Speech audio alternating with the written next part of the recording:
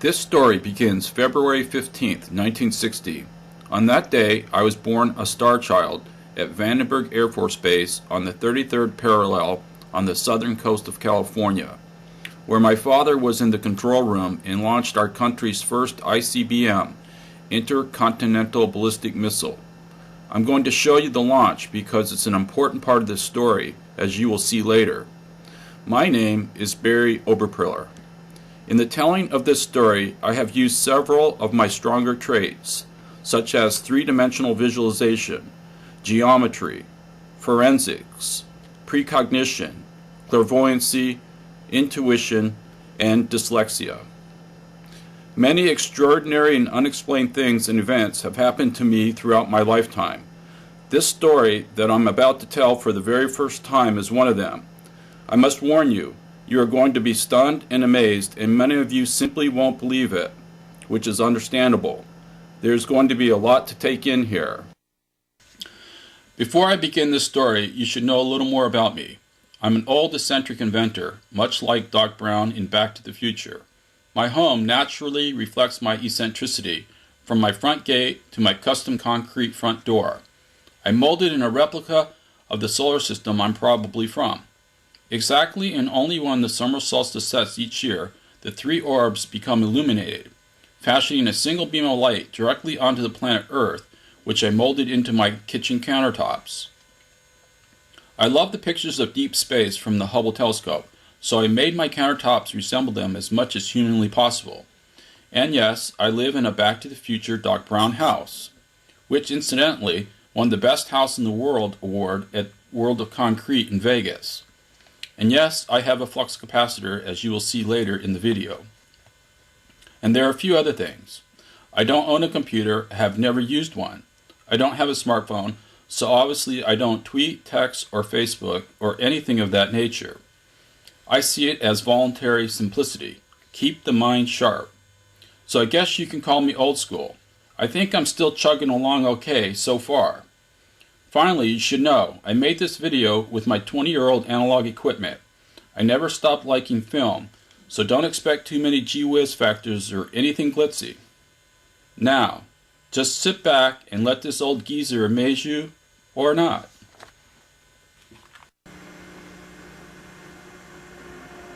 In advancing this concept, Vandenberg Air Force Base, California, has become the first aerospace operations center of the Air Force.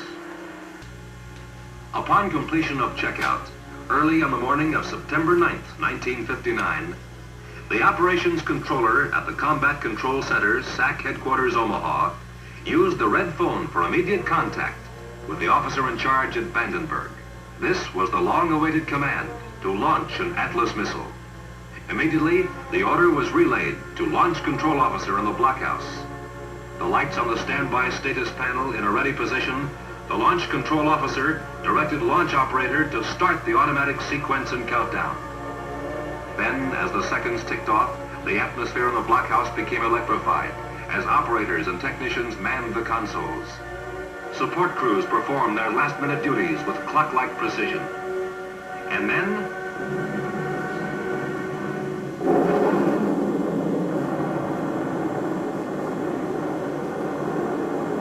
Vandenberg had scored again, successfully launching its first intercontinental ballistic missile. That is my father on the right. His call name was Obi.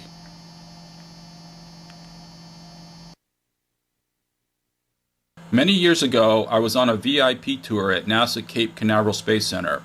I wasn't really a VIP, that's what the tour was called if you sprang the extra bucks for the up-close and behind-the-scenes stuff. I got separated from the pack and ended up in a dimly lit corridor looking for the restroom. Out of nowhere, a door suddenly sprang open and the person coming out and I literally ran into each other. It seemed that we were destined to meet. That person turned out to be a real live astronaut. He was wearing his blue astronaut jumpsuit and was in an obvious hurry to get to his next meeting. I had never met or talked to an astronaut before, so I thought, this is pretty cool. Remember, I was at NASA because I'm a space junkie. He appreciated my enthusiasm and invited me to walk with him to his next meeting. I said all the stupid stuff he probably hears every day, like, I always wanted to be an astronaut, but it obviously never worked out. He was starting to tell me about his upcoming mission when he was swarmed by a group of real VIPs. As he was being swished away, he turned back to me, reached into his pocket, and handed me his mission patch. "Just stay creative," he said.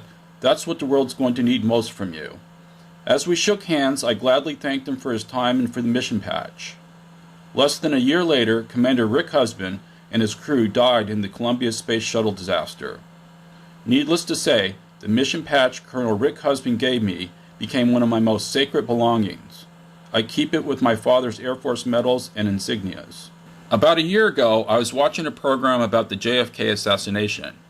It showed an image of Dealey Plaza from above. I immediately paused the image, not knowing exactly why. As I was staring at it, something began to look familiar. And that's when it happened. Completely out of nowhere, I could see the silhouette of the space shuttle clear as day. The only shuttle image I had at the time was the STS-107 mission patch, the one Rick Husband had given me. I told my wife she needed to come see this. Sure enough, the patch fit the exact profile of Dealey Plaza.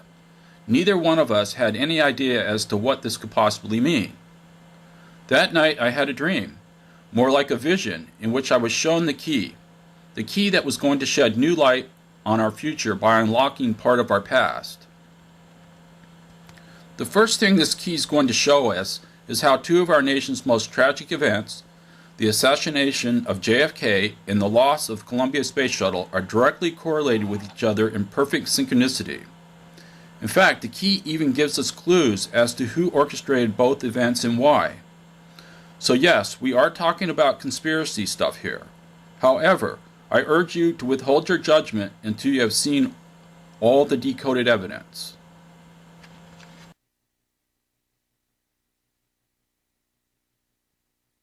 Let's begin decoding. The first thing I want to show you is how well the space shuttle silhouette perfectly aligns with Dealey Plaza. Notice how the two pergolas align with the shuttle's engines.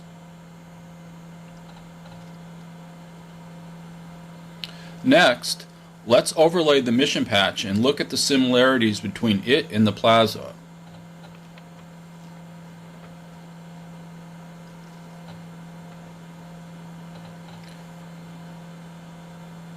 The street lamps are represented on the patch by the 7 stars in the constellation Columbia, also representing the 7 astronauts.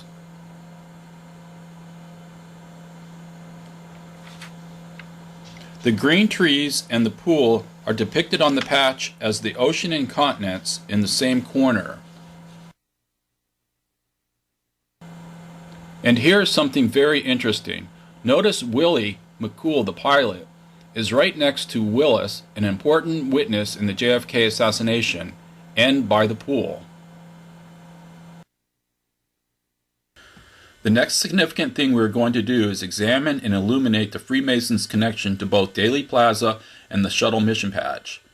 These will prove to be very important details that will lead to many more doors opening up for us. Dealey Plaza, the western gateway to Dallas, was completed in 1940. The plaza was named after George B. Daly, a prominent Dallas businessman at the time and a well-known 33-degree Scottish Rite Mason. In 1837, Dealey Plaza was the homestead of the father of Dallas, John Neely Bryan, also a Freemason, and the site of the first Masonic Lodge of Dallas, located in the then floodplain of the Trinity River. That lodge has since been razed, but there is a historic plaque in the plaza designating the original location.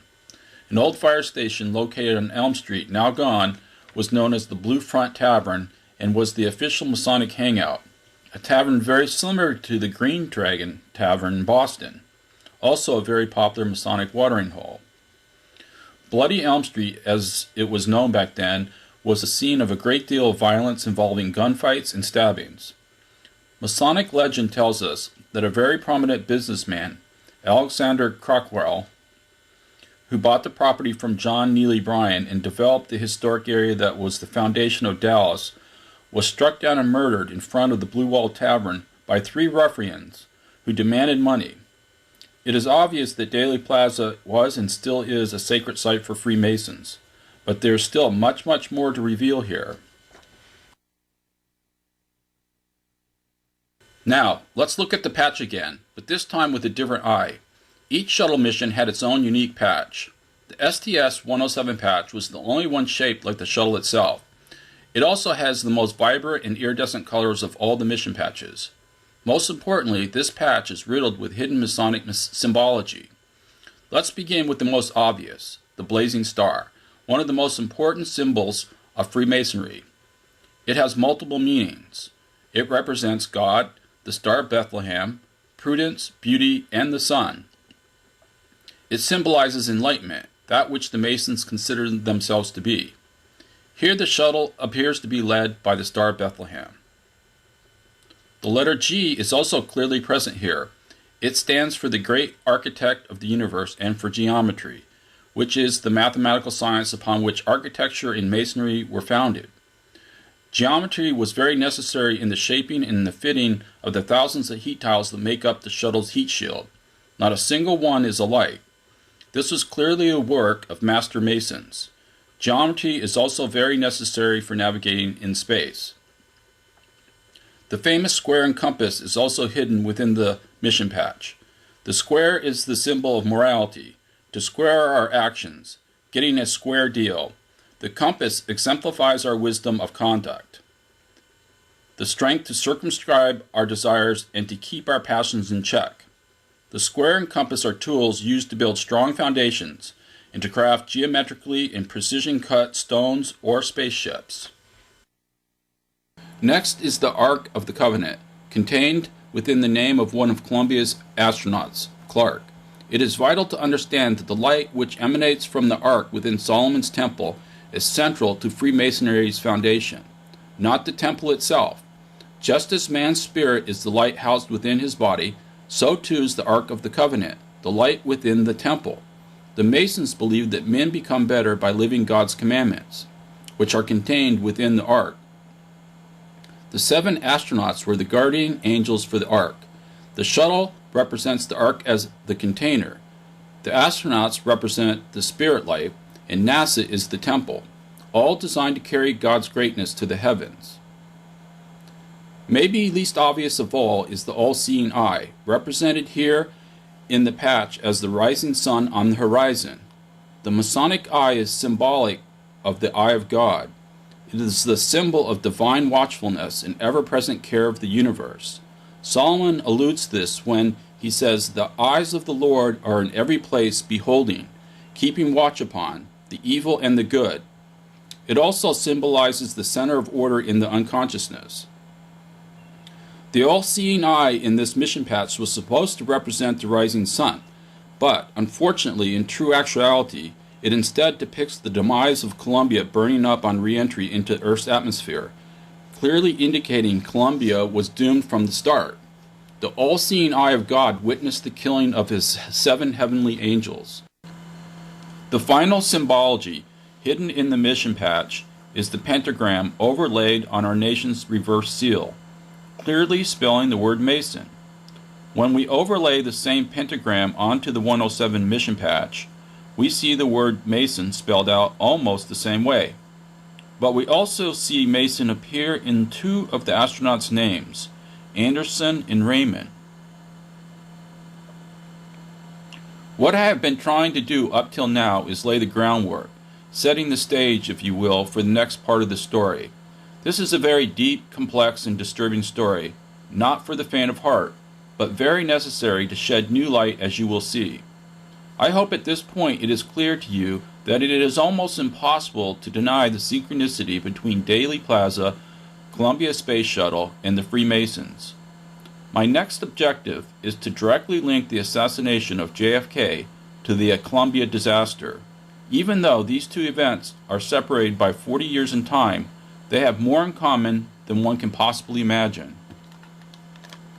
We all know JFK was murdered, supposedly by Lee Harvey Oswald. Much more on this later. And most people believe the Columbia accident was just an unfortunate disaster. NASA said the foam did it, and that may be true. I'm going to show you a lot more evidence. Evidence that clearly points to the Freemasons as the assassins of not just JFK, but also the 7 astronauts. I personally have never put a lot of faith in numerology, Numbers are just numbers. Or maybe not. Let's take a look. We know Dealey Plaza is almost directly on the 33rd parallel, the place Kennedy was killed. Columbia began breaking up directly above, 39 miles above Dealey Plaza, disintegrating in a long debris field directly along the 33rd parallel. The last time one of the shuttles came in on the same approach was over 6 years earlier. It is very rare.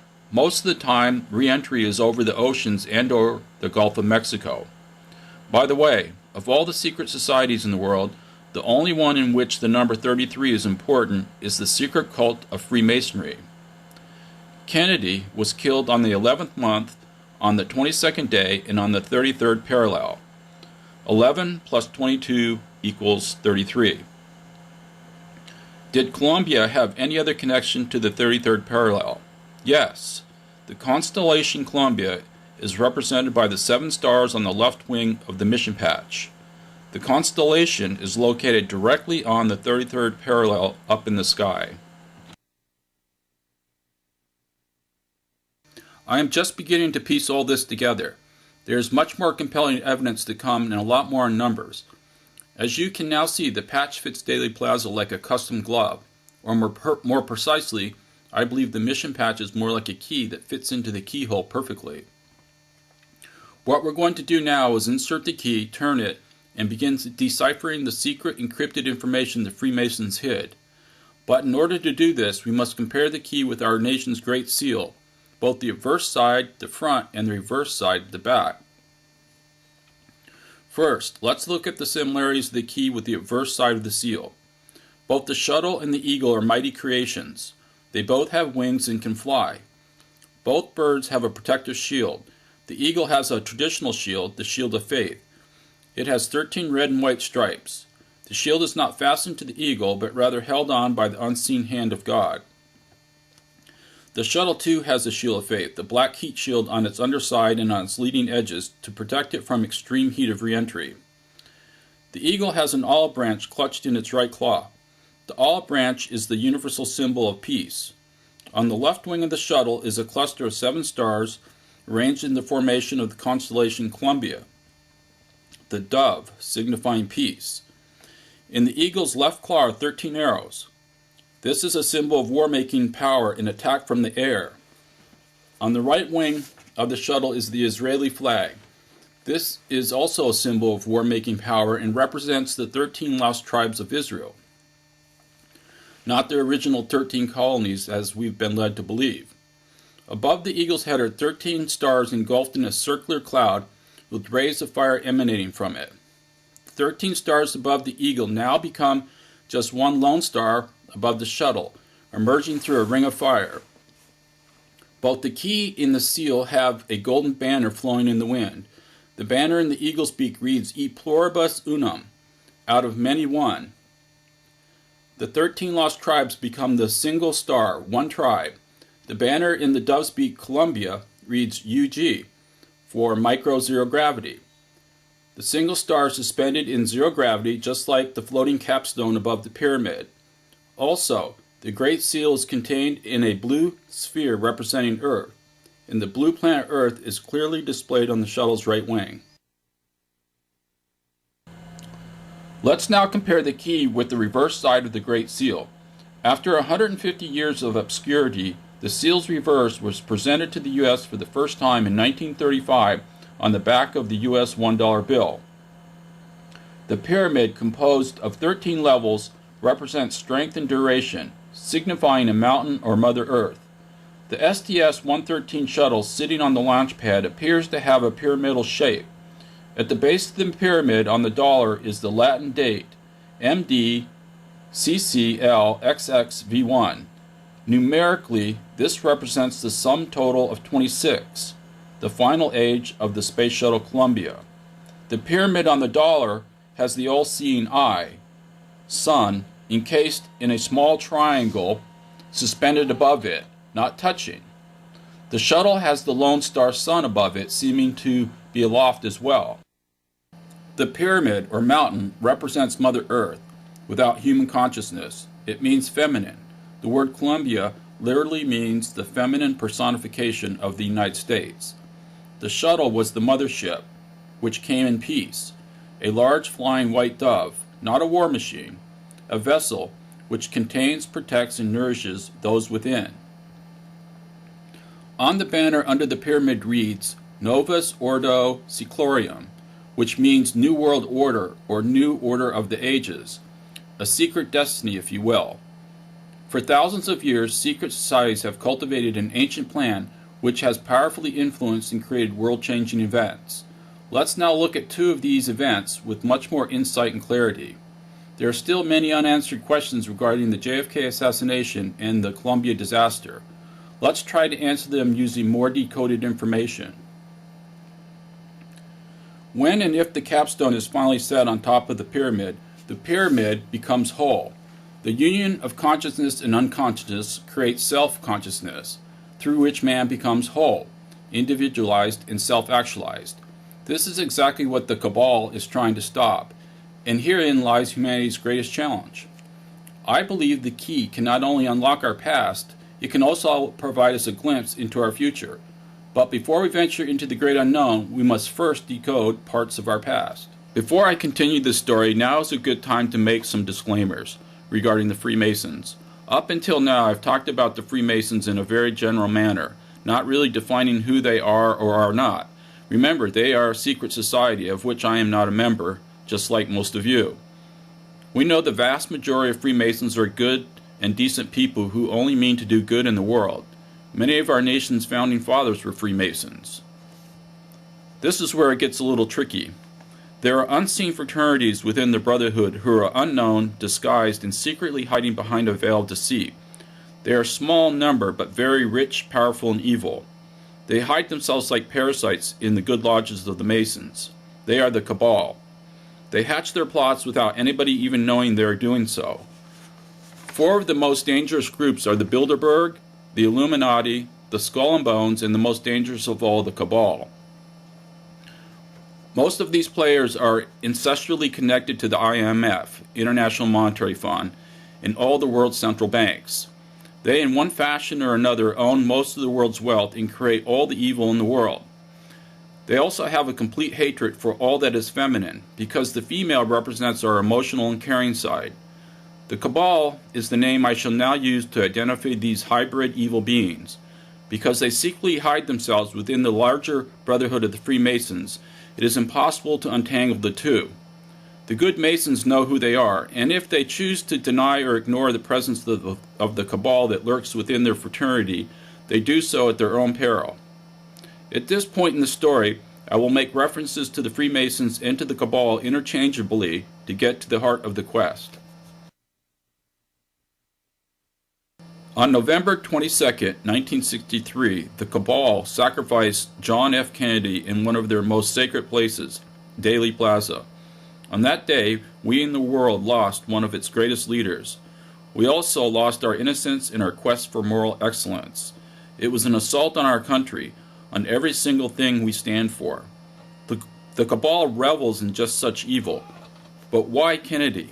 Because JFK considered secret societies to be repugnant. He strongly believed all societies should be free and open. To the Cabal, Kennedy was a feminization of U.S. power. He was striving for world peace. He wanted out of the Vietnam War and was trying to achieve a denuclearization of the world. Kennedy was striving to set the capstone atop the pyramid in an attempt to create a self-actualized country and world. These are all the things the Cabal detests. The Masons always conduct their human sacrifices on or near the 33rd parallel, and they always use 3 assassins. The assassins are known as the unworthy craftsmen. In most cases, one of the 3 assassins is sacrificed so that the other 2 can make a clean getaway. But in the Kennedy case, all 3 assassins made a clean getaway, leaving Oswald as the one and only fall guy. Oswald was definitely not one of the 3 assassins. First of all, he just wasn't a cold-blooded killer. And second, he actually liked and looked up to President Kennedy, as most of us did. Also, several witnesses saw Oswald drinking a Coke in the lunchroom at the time of the shooting. The person who fired on Kennedy from the sixth-floor window, striking him only once through his throat, was a highly trained CIA assassin and an Oswald lookalike. This lookalike was seen throughout the Dallas area prior to the assassination, buying guns and shooting them off at various gun ranges, deliberately trying to frame the real Oswald. The CIA knew Oswald was not capable of killing the president, but because he craved recognition and attention, it would be easy to make him the fall guy, or a patsy, as Oswald declared soon after. Jack Ruby made sure Oswald would never be given a chance to defend himself. Now we must ask, who and where were the other two shooters, who also made clean getaways? This is where the story gets very interesting. Believe it or not, the key tells this part of the story as well. Again, if we look more carefully at the rising sun, the all-seeing eye, it marks the exact spot on Bloody Elm Street where the president received his mortal head wound. It also marks the exact spot where Columbia received its mortal wing wound, but on the left wing, not the right wing. The red tracer lines clearly show shots being fired from the grassy knoll area. Incidentally, this assassin fired twice, but missed his target both times. The two bullets are most likely still buried in the ground on the other side of Elm Street. A metal detector could possibly find them. The key also shows a red tracer line coming from behind. This, in fact, was the fatal shot that hit Kennedy in the back of his head. Unlike the full metal jacket round that struck Kennedy through his throat and then into Governor Connally, this fatal shot was a hollow point bullet, resulting in total destruction to Kennedy's head and brain. How could this be possible? This is where the number 107 comes in. Columbia's original flight number was STS-107, but after many delays it actually ended up being mission STS-113. Nonetheless, the mission patch was still clearly 107. This number had to have significance, but what could it possibly be? My first inclination was to find a 107 address in Daly Plaza that might give us a clue as to where the third shooter may have been located. Sure enough, after Googling 107 South Houston Street, it amazingly shows up right in the middle of the intersection of Main and Houston Streets. Very odd, I thought.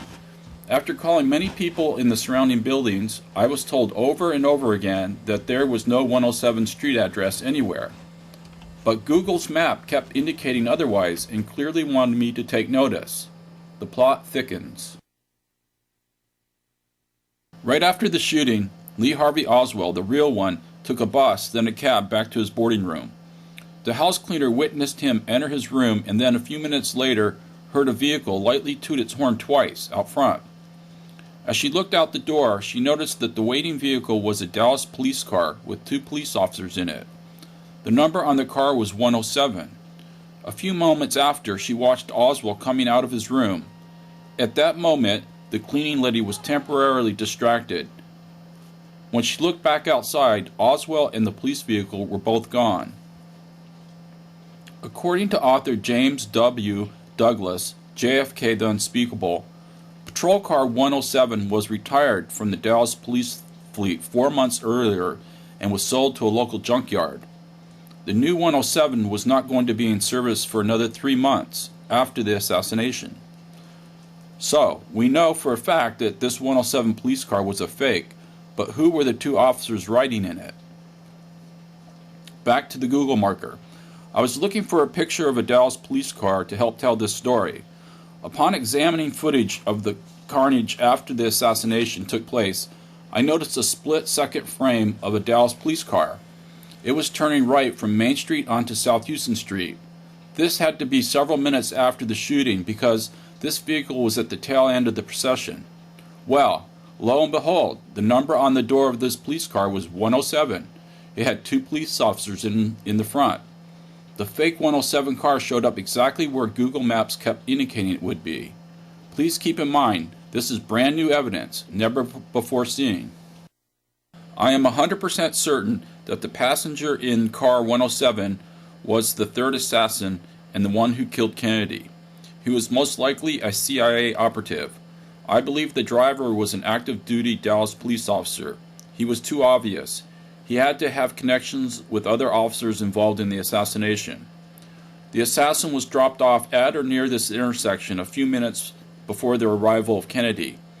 Because there were Dallas police officers here and there, nobody took notice, not even for the fact that he was carrying a rifle.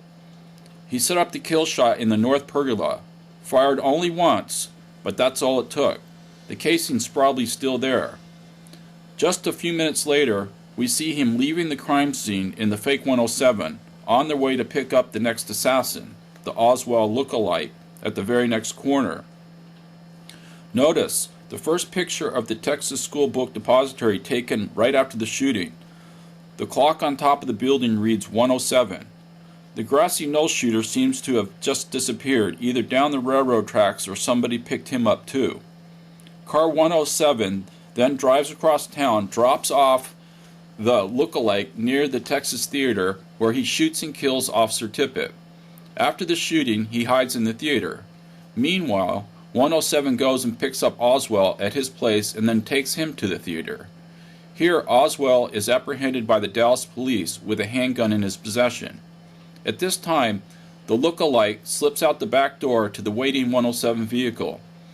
He is driven down to the banks of the Trinity River, where he gets on board a military aircraft that had no identification, most likely operated by the CIA. He was flown to Roswell Air Force Base in New Mexico and never seen again. If you're interested and want to know more, I suggest reading the book Flight from Dallas by James P. Johnson and John Rowe, if you can still find a copy. The triple underpass at Dealey Plaza represented Kennedy's 3 assassins. He most likely died as he passed under it. It also represented the missing capstone above the pyramid and the decapitation of the Space Shuttle program. Over the eye above the pyramid is an inscription, Annuit Coeptus, Latin for he favors our undertakings.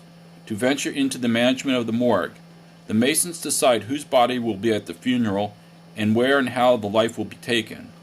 This fits their demonic mythology, which demonstrates their worldly power by spilling human blood at sacred locations such as Dealey Plaza. LBJ, as next in line for the presidency, was the most direct beneficiary of JFK's death. He was a Freemason who hated the first Catholic president. At that time, Kennedy's church condemned membership in Freemasonry under pain of excommunication. One of Johnson's first acts as president was to call the Dallas police to order them to stop their investigation because they already had their man, Oswald. Johnson was completely supported by J. Edgar Hoover, a well-known Freemason and the director of the FBI. We also know most of the members of the Warren Commission were Freemasons. The Freemasons believed that the killing of the king was necessary before they could place Freemasons on the moon. Many of the Apollo astronauts were Masons. The reason no one pointed a finger at anyone except Lee Harvey Oswald is because Masons take an oath and are sworn to protect their brother Freemasons should they ever engage in immoral or criminal conduct. I believe the CIA was instrumental in setting Kennedy up for the kill. First, his limousine made a slow-speed right turn onto South Houston Street, right at the 107. Then a hard 120-degree turn to the left, resulting in a near-complete stop, right out in the open with no cover. And what I mean by cover is that there was not a single Secret Service agent assigned on foot anywhere in Dealey Plaza at the time of the ambush. No one from his own team was looking out for Kennedy's personal safety at the most vulnerable time in the procession. His shield of faith failed him here. Here's a photo of a man who looks just like George Bush, standing right in front of the Texas Book Depository at the time of the shooting. Maybe, maybe not, but I do believe George Bush was definitely involved to some capacity, and so that would be the skull and bones connection. A photo of Dealey Plaza from above clearly shows 2 large skulls.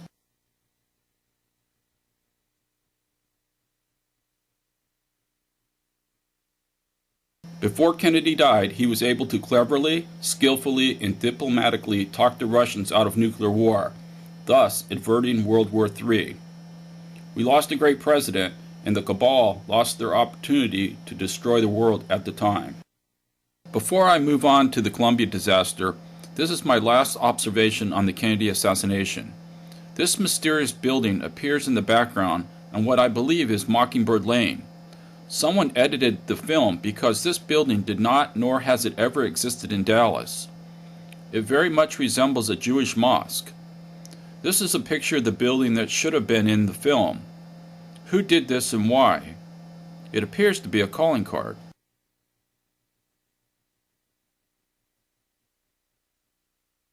It is now time to re-examine the Space Shuttle Columbia disaster. Just as Kennedy was taken out by a high-speed projectile, a bullet, in Dealey Plaza in direct correlation with the 33rd parallel, so too were the 7 astronauts aboard Columbia. They were in a guided high-speed projectile, the shuttle, almost directly above Dealey Plaza, again in direct correlation with the 33rd parallel. If not for Kennedy boosting the space program, there may never have been the shuttle fleet. As I have already mentioned, this exact landing approach to Cape Canaveral was rarely used. The last time was over 6 years prior. Most of the re-entries were over the oceans and/or the Gulf of Mexico. It is very ironic that the first piece of wreckage, a heat shield tile, was found in Littleton, Texas, a small town directly between Amarillo and Lubbock, which are about 112 miles apart. Commander Rick Husband was a native of Amarillo. He was born, raised, learned to fly, married, and eventually was buried there. The local airport is now named after him. Willie McCool, the pilot of Columbia, lived in Lubbock during his high school years. In fact, Rick attended Texas Tech in Lubbock at the same time Willie's mother was teaching there. Not that it's important, but I grew up in Eltis, Oklahoma. Living very close to one another and under very similar conditions, the three of us grew up redneck cowboys.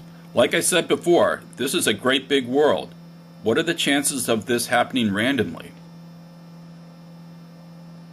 My father was a C-141 flight instructor at Eltis Air Force Base. Prior to this assignment, we were stationed at Dover Air Force Base in Delaware. There he flew dozens of missions back and forth to Vietnam, almost always returning with his aircraft full of dead warriors. This is the same Air Force Base the 7 deceased astronauts were taken to. Commander Ellen Collins was the first to return to flight after the Columbia disaster on STS-114. She was also a 141 pilot and most likely got her training at Eltis. This mission of Columbia was delayed 18 times, much more than any other mission, 2.5 years of actual delay time. Because Columbia was the first and oldest shuttle in the fleet, it needed major updates. It was flown piggyback on NASA's 747 back to Boeing for a complete overhaul. Most of the delays were the result of being bumped by what NASA considered more necessary missions. After an extensive investigation of the accident, NASA was 100% convinced the left external tank bipod foam broke off during launch and struck the leading under edge of the left wing, creating a large hole in one of the RCC reinforced carbon-carbon panels. This in turn allowed superheated plasma to enter the wing on re-entry, literally melting the left wing from the inside out, resulting in total catastrophic breakup of the entire vehicle. The left bipod foam had fallen off of several prior missions, always the left side, never the right side. This was the first time that almost the entire foam chunk, 90% of it, came off and struck the wing as seen in the liftoff video.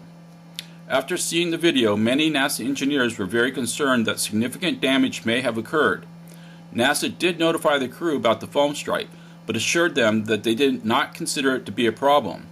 In fact, under protest from several engineers, NASA refused the opportunity to have high-resolution images taken from either ground or satellite cameras that may very well have shown that there was indeed significant damage to the left wing, possibly allowing ample time to assemble a rescue mission.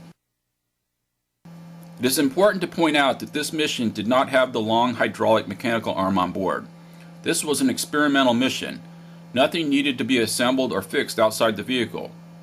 The irony here is that if they did have the arm, it could easily have been used to examine the underside of the wing. It must also be noted that 2 of the astronauts on board had spacesuits and were trained to perform emergency spacewalks if needed. This would have been a very risky procedure because there just wasn't anything to hang on to. One of the astronauts would literally have to dangle the other over the edge by holding on to his feet. Even though both astronauts would have an umbilical cord attaching them to the vehicle, NASA's top management refused the spacewalk based on the risk factor. This procedure was not even discussed with the crew. Remember, top management at NASA did not even think this was a problem. So here we have 7 astronauts orbiting the Earth without the slightest inclination of the dire situation they were in. NASA believed that even if there was damage to the wing, there was nothing anyone could do to fix it. This was most likely true. However, the crew still could have been rescued, but not by the space station, as it was in a totally different orbit and the Shuttle Columbia simply did not have enough fuel to change orbit and to rendezvous with it. Their only hope would have been the Space Shuttle Atlantis. It was already in the vertical position on the launch pad being prepped for its next mission. There were several engineers at NASA who believed Atlantis could have been rushed through procedures, allowing just enough time to save the crew. But again, top management said no. There was just too much risk involved. Because NASA's top management said no to all attempts for rescue, they lost the entire crew and the Space Shuttle Columbia. The question we need to ask is, why did this happen? When Apollo 13 had their life or death situation, everyone at NASA worked together in a heroic effort to save the crew, and save them they did. But this time NASA didn't so much as lift a finger to try to save this crew. Maybe nothing would have worked, but to give up without a fight just isn't the American way. I'm sure, if permitted, the astronauts would have taken the risky spacewalk. And I'm equally sure, if permitted, the astronauts would have flown Atlantis to the rescue in a heroic attempt to save their colleagues and friends. Was all this planned out by the unforeseen hand of the Cabal? Why did NASA say no to the high-resolution images, to the spacewalk, and to the rescue with Atlantis? Were they covering up something? Why this time did the foam come off the bipod almost in its entirety? And why was it always the left bipod? Many engineers at NASA did not believe the foam was a smoking gun. As counterintuitive as it sounds, I do believe the chunk of foam could have done it. The RCC panels were not built and designed to withstand any kind of impact, whether it was ice, birds, or foam chunks. Their primary purposes were enhanced aerodynamics and extreme heat resistance.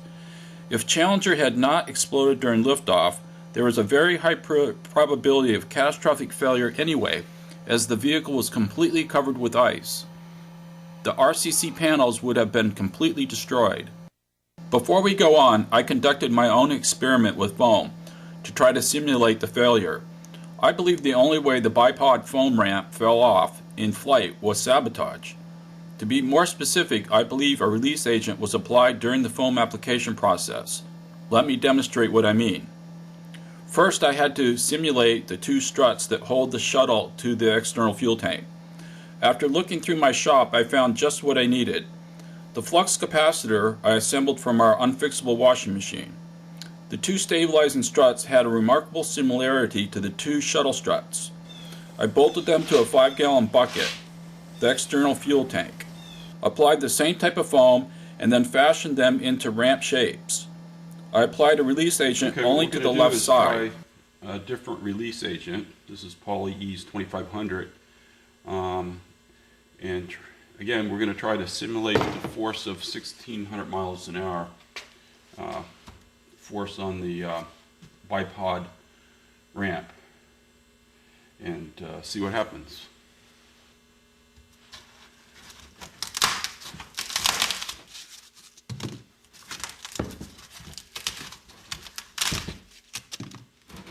And again, this is the side that has no release.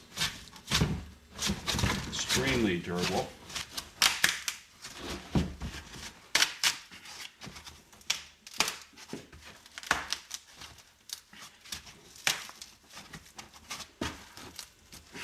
This piece is not coming off because it's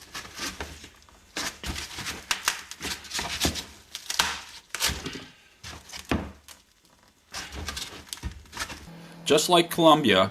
In my experiment, about 90% of the ramp came off. For what it's worth, I believe the better way to apply the foam was to mount it all the way around, which doubles the attached surface area, meaning stronger, and at the same time greatly enhancing its aerodynamics. I have a lot of experience with sprayed-on foam. Here I am poly-easing up so I will be able to extract myself from a foam prototype snow sled I will be manufacturing. Without the release agent, I would be a goner here. Remember in the beginning, I told you I am an eccentric inventor. I know foam pretty much inside and out. I know its strengths and its weaknesses. It is very strong stuff, and it doesn't just fall off or come apart without some type of influence. This application is very similar to how NASA fashioned the biopod ramps.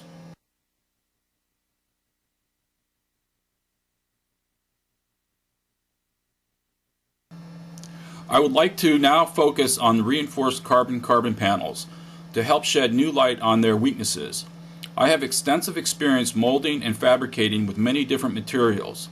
Here I am vacuum forming and rotomolding parts for my new sleds. I'm definitely not making highly precision RCC panels, but there are some similarities. As the inventor and manufacturer, it is my responsibility to test all my products and try to push them to their breaking points. Here at the factory, we are deep freezing the sleds to simulate the natural environment they will be used in.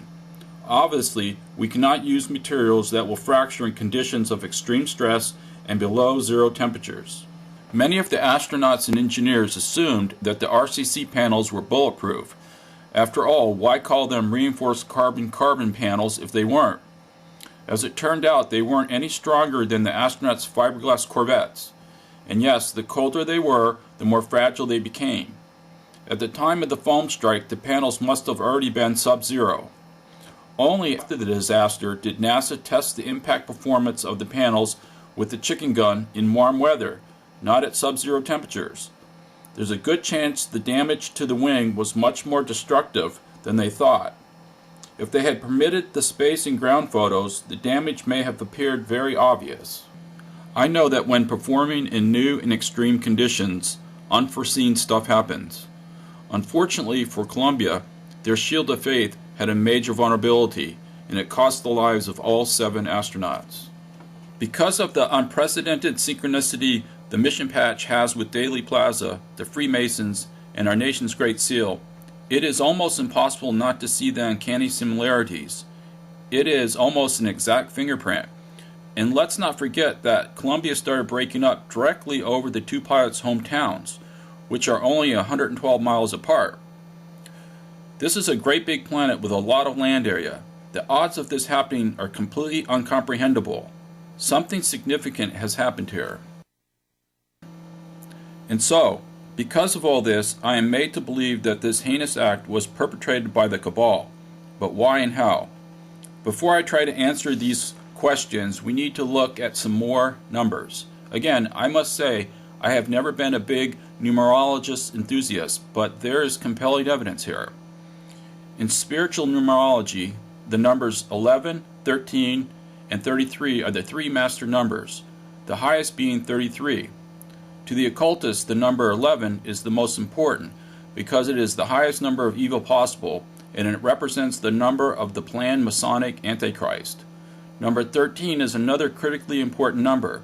It represents extreme rebellion against authority, God. Columbia's real launch sequence was STS-113. Here we have both 11 and 13 together. The number 39 represents obedience to the Antichrist. Columbia lifted off at 9:39 a.m. on 1/16/03. NASA could have chosen any time they wanted to lift Columbia off, because it wasn't rendezvousing with the space station or Hubble telescope, which would have required precision timing. Columbia spent 39 days on the launch pad, planned to the exact minute when it was rolled out on December 9th. Columbia took off from launch pad 39A. Columbia flew a 39-degree orbit around Earth the entire mission. On re-entry day, the blue crew was awakened with music at 4:39 p.m. The red crew was awakened at 1:39 a.m. Columbia broke up 39 miles above Texas. Columbia was the second high-profile disaster on the 33rd parallel at Dallas area. This shuttle broke up over Dallas 39 years after Kennedy's assassination. Only 39% of Columbia's debris was recovered. It must be noted that in 1996, NASA began consolidating dozens of shuttle contracts under one prime contractor, the newly formed United Space Alliance, a partnership between Boeing and Lockheed Martin. The 6-year contract was supposed to save NASA more than $500 million a year. It was at this point in time when big things started to go wrong. Whether Columbia was sacrificed because it was the oldest vehicle in the fleet, or for the fact that many didn't think it was a very important mission, could it have been that they were trying to end the shuttle program in a very spectacular way so they could profit handsomely building the next round of even more expensive spacecraft? We are never really going to know. And now for the ending. I want to show you how the Great Key unlocks our future. The Cabal's final objective is to create a satanic World War III in which the Antichrist will become the supreme ruler. They will do everything in their power to prevent the capstone of human consciousness from being set. By preventing us from becoming one whole, self-actualized world is their only way to guarantee a one world order with them in control and only them left to reside on Earth. The very heart of evil and the highest possible rebellion against God. This small group of extraordinarily rich and powerful men has had a patriarchal rule of Earth for thousands of years. They have started and profited from every major war in the history of civilization and will continue to do so exponentially with worldwide devastation. We, as a one-world civilization, need to ask, how and when will the last and final war begin, and is it preventable? The Great Key may help us answer these questions. Remember, the 13 stars over the eagle's head represents the original 13 lost tribes of Israel. But in the Great Key, the 13 tribes unite into a single shooting star, emerging through a ring of fire. So what does this tell us? All the evidence suggests that the Lucification global terrorists, meaning the 13 lost tribes, will unite once again. The U.S., Britain, and Israel become the 3 leading assassins. They are fabricating a bogus war between Islamic fundamentalists in the West. Their plan is to have the Islamic, Muslim Arabic world and the Zionist state of Israel mutually destroy each other. Moreover, all other nations will become divided on the issue and will become physically, morally, spiritually, and economically destroyed. This will result in their final objective, a one world order with the Antichrist as its supreme ruler. A single missile will launch from near Tel Aviv, which is directly located on the 33rd parallel, and upon approaching its target, it will separate into 13 shooting arrows, raining down from the sky. This metropolis, also located directly on the 33rd parallel, will be stricken from the earth, and all the sand will become glass.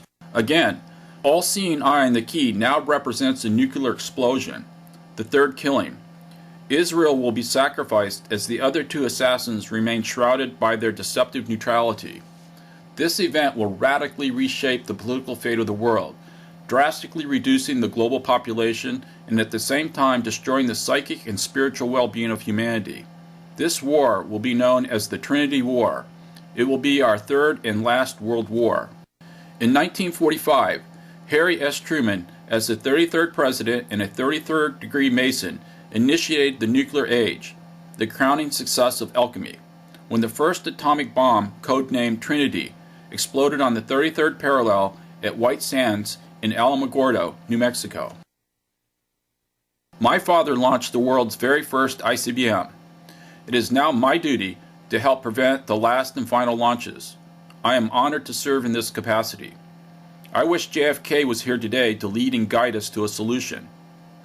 Let us reflect on his passion for peace, and hopefully, by working together, we can finally and firmly set the capstone atop the pyramid of human consciousness. Godspeed.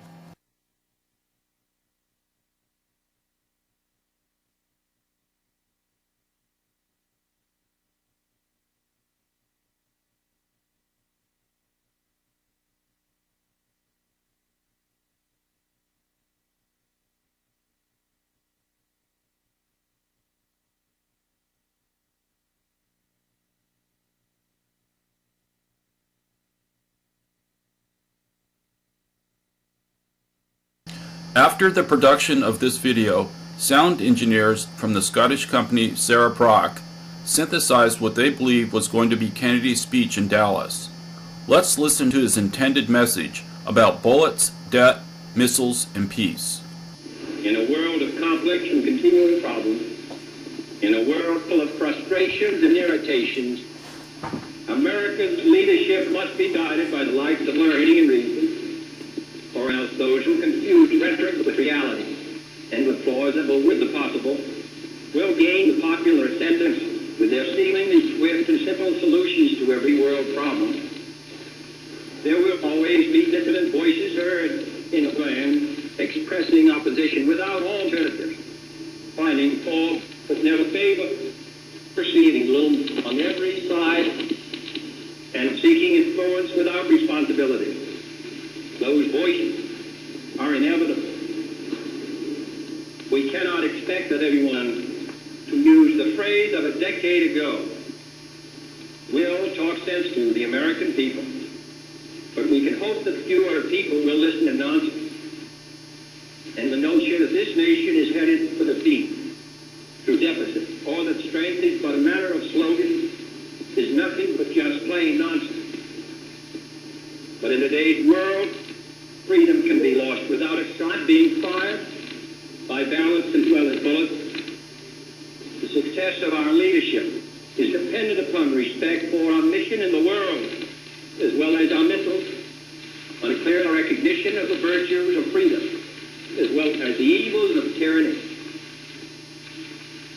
We in this country, in this generation, are by destiny, rather than choice, the watchmen on the walls of world freedom. We ask, therefore, that we may be worthy of our power and responsibility, that we may exercise our strength with wisdom and restraint, and that we may achieve in our time and for all time the ancient vision of peace on earth, goodwill toward man.